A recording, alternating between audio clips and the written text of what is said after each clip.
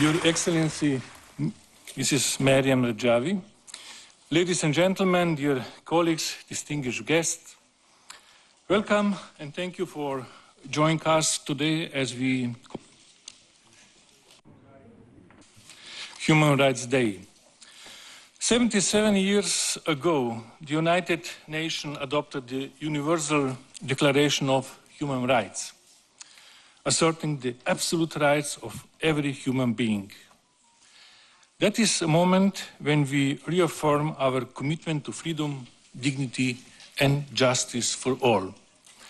This year, we turn our attention to one of the most human rights challenges in the world, Iran. The systematic repression of women, students, journalists, and minorities, combined with Tehran's financing of extremist groups and proxy militias in the world, makes the Iranian regime a central source of not only regional insecurity. Since I've been elected as an MEP for the first time in 2009, I support the Iranian opposition, the movement of Mrs. Rejui. Much has changed since then, but the brutality of the regime has remained.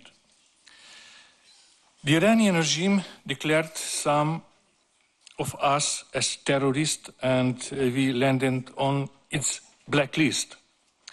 Our friend Alejo was even shot.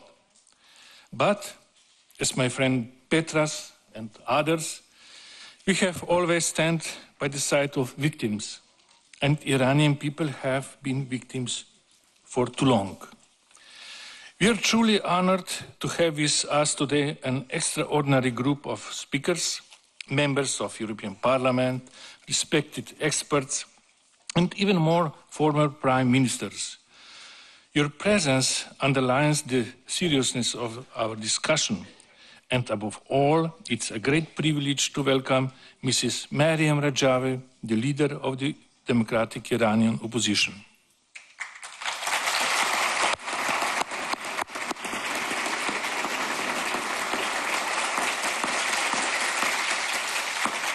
Her courage is a true inspiration to all who believe in freedom.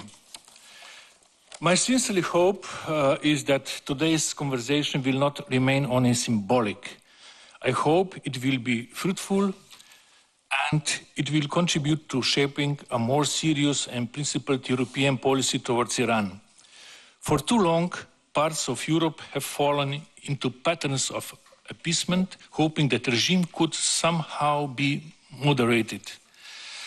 But the events of recent years have shown that this approach does not work. The Iranian people deserve better, and Europe must do better. Thank you once again, dear friends, for being here, and especially thanks for standing firmly with the people of Iran in their fight for freedom.